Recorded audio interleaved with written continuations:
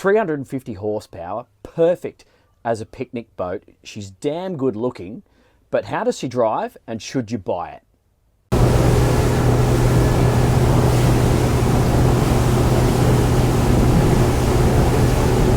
The answer is, ladies and gentlemen, it all depends on your needs, and your desires. This adventure boat category, it is amazing.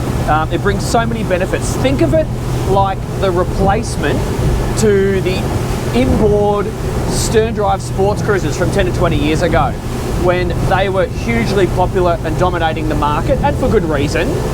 Think of the adventure boat market as the replacement, the modern equivalent to that. So in this video, we're going to talk about the pros and the cons, what an adventure boat will do for you and what it won't. And today we're on the Ryck 280. Dan Jones is my name. You're watching Dan's Boat Life, and welcome to the Pacific Ocean. It is a stunning winter's day, so I thought, why not get out here and let's test this boat for you. So what will an adventure boat do really well for you? Well, first thing, it's offshore handling. That's why I came out here to show you. Cutting bow, air steps, deep V are just so much better for operating in the ocean and in rough water, because they're going to part the waves, they're going to send the wash out and basically minimize the vertical acceleration that a more flared bow is going to want to do through waves, which hopefully is coming across in the drone footage right now. We've really only got half a meter long period swell today, but it's what I can bring you. So your offshore handling is fantastic. Outboard engines is the next thing. Convenience, maintenance advantages, and cost advantages. It really is noticeable, and it's something to pay attention to, and you just burn so much less fuel with an outboard mated to a hull design like this. So you've got that as well, and just the overall convenience for a certain type of day boater. So if you are someone who wants to zip around, go from A to B, socialize, do lots of fun activities, and perhaps do more activities in one day than you ordinarily would on another boat, well then an adventure boat hull is going to do that exceptionally well for you. What is it not going to do? Well, if you've got a big super yacht or a big boat and you want to use it as tender to the mothership, it will do that. Don't get me wrong, but pulling up alongside the mothership, trusting your kids to park the boat up alongside, I would consider a rib as maybe a slightly safer bet for that purpose. Overnighting with the family, well, you know, we only got sleeping for 2 people on most boats in this size, so that's going to be a little bit of a limitation just there.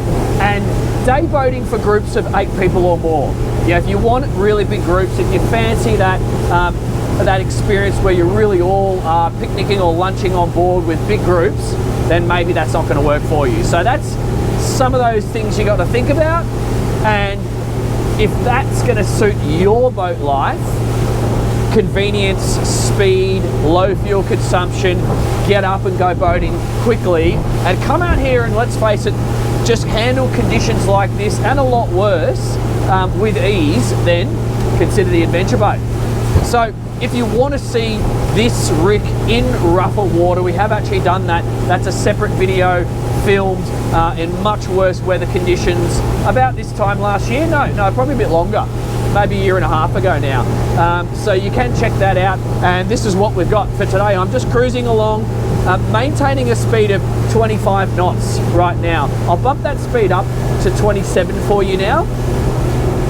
Not much swell conditions to speak of. It'll come through clearly on the drone, I'm sure you can see, but just pay attention to where the wash is going. No trim tabs, just engine trim on this boat. So very, very user-friendly and simple to operate.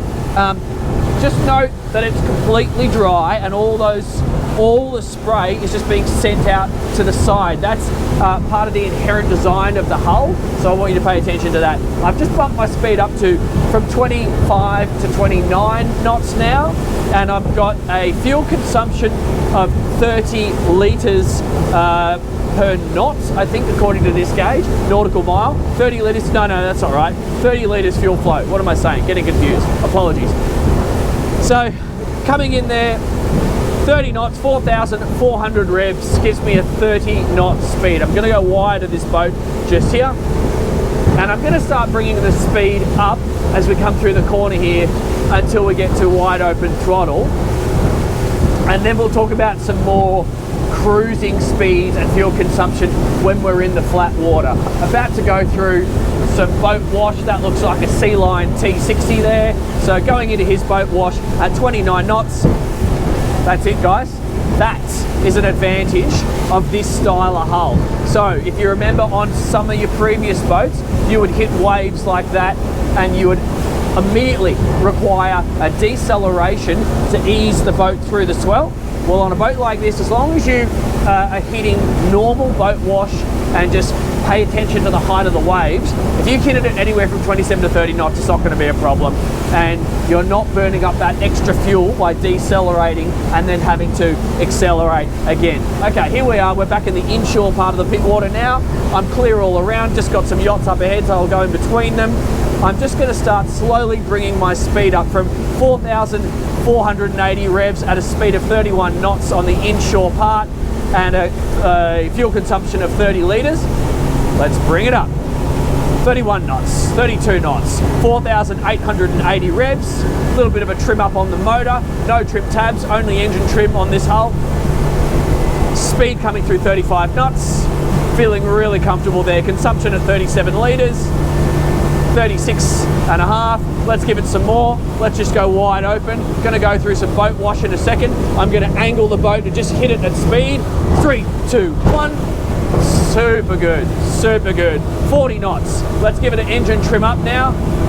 Get some hull out of the water. Going through a little bit of boat wash from the side. Solid, controllable, feels good. My speed's coming through 42 knots. My revs are at 5.8. Let's get it up to 6 grand. I reckon we can do 6. 5.9.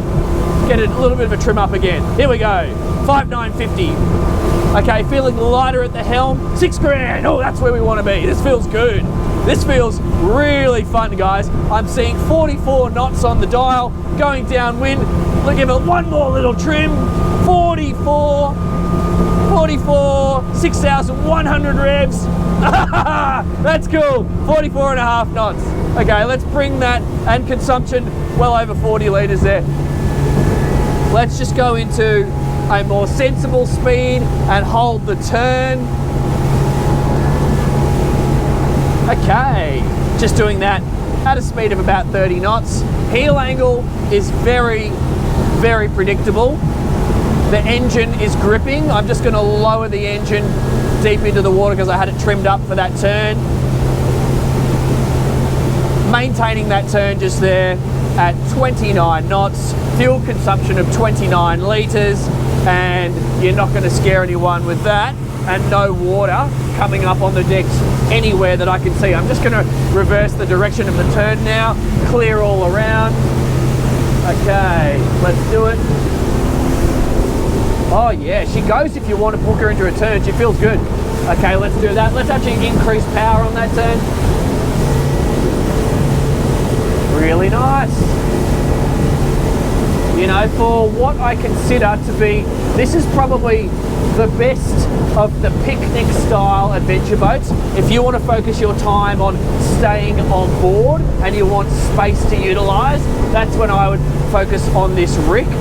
It's less of a commuter and more of an entertainer. But look at this, I've just bumped that speed up a little bit. I've got no loss of visibility. I feel perfect control. There's no way you're going to fall away from this helm. You've got things to grab onto.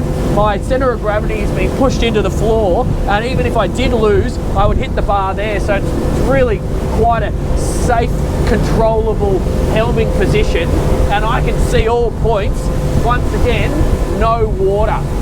Lovely, lovely. Okay, so what I'm going to do now is I'm going to head into some protected water and give you some simulations of how this boat would be to maneuver in close quarters, because that is something you're going to be doing quite regularly on a boat like this. You will not feel hindered in terms of visiting cafes, pulling up on beaches, and all that sort of thing. So stay tuned, let's go do it. Okay guys, so many of you are going to want to pull this boat in and out of marinas, pull it up and on the beach and alongside other boats for raft ups, all those sorts of things. So I see this as an ideal boat for keeping in front of your waterfront house or even visiting places like this. So isn't that cool? Thought I might use that nice backdrop. But how does it perform? So let's just give it a little thrust with the bow thruster. This is the quick thruster unit. This is the 3-button version. Little trick for young players: when you're operating this bow thruster, use 2 fingers. You've got to turn it on with the middle button.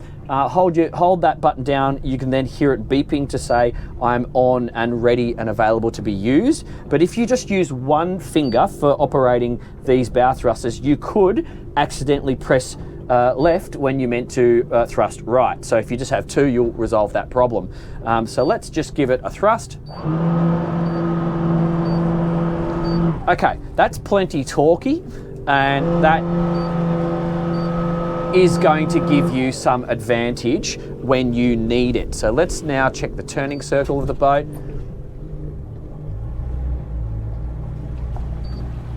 So doing this engine only, it probably turns in about 2 boat lengths with engine only, so we can then tighten that up obviously with the bow thruster, do it in 1, and then because the bow thruster is actually torquey enough, we could do what I would always refer to as a side slip, which is just engine over and thrust to the same direction. That's actually going to slide slip the boat in towards a dock that you wish to land the boat on. So that's nice and easy. The other thing I like is, you know, a lot of people are going to be operating the boat solo, so they're going to be doing it. You know, wife is maybe looking after the kids, mates might not be that useful or interested to operate, and you just want to have a boat that you can manage yourself. What's important about that is having access to the side decks. Now, some of these adventure boats will have windows that wrap all the way around. Yes, that's an advantage in cold countries, but it's also a disadvantage for getting to the cleats. So you just got to think about it. It's no right and wrong. Just think about where you're boating. Are you some cold place where the weather sucks? Then maybe go for one with windows that wrap around. Or are you in a warmer country where you want to be able to access the side decks and operate the boat solo? Then maybe focus on something that gives you clearer access, which quite clearly I do on this one. And the other thing I note, which the first Ryck did not have and was a little bit of a disadvantage, these seats now go forward and back. So from an operational perspective, I can put that all the way back there. That's the very aft position, and I have plenty of space. On the first model that I tested, they were fixed, which was a little bit of a disadvantage. The footrest is good. I didn't actually sit on it when we were out there driving. I'll pull the seat forward so you can see. Yeah, awesome. Okay, so my legs don't touch the footrest, but don't worry about that. I have the world's shortest legs. But from transition to there, that's actually quite comfortable if you wanted to sit up and high. And then I just found personally standing was great. That works really, really well, and it's quite easy to slide back and make yourself some extra room. Seats, sorry, not the seat, the steering wheel's adjustable. So if you needed to create more belly room, you can do that too. Awesome. Okay, let's go put this boat on a beach and show you all about it. So one of the great things about an adventure boat like this Ryck is that in the right locations, beaching it is not a problem. We've got an outboard on the back. I am on a rising tide, and I've picked a nice sandy beach where I've got a nice clear run up to the sand. So you do need to think about things like that. And it's a calm bay. Don't go trying to do this in a rough place. So, you know, practice makes perfect. We have scoped this out before we approach, so we know the depth. And I've prepared a stern anchor, which you'll see in a second. I've run the line, got a little bit of chain. So essentially all I'm going to do is walk the boat. I've picked a spot on the sand that I'm just going to walk the boat in, start trimming the motor up just a tad. And I just want to be coming in at a few knots. And about here, where I am, say, a boat length and a half away from the beach, I'm just drifting in.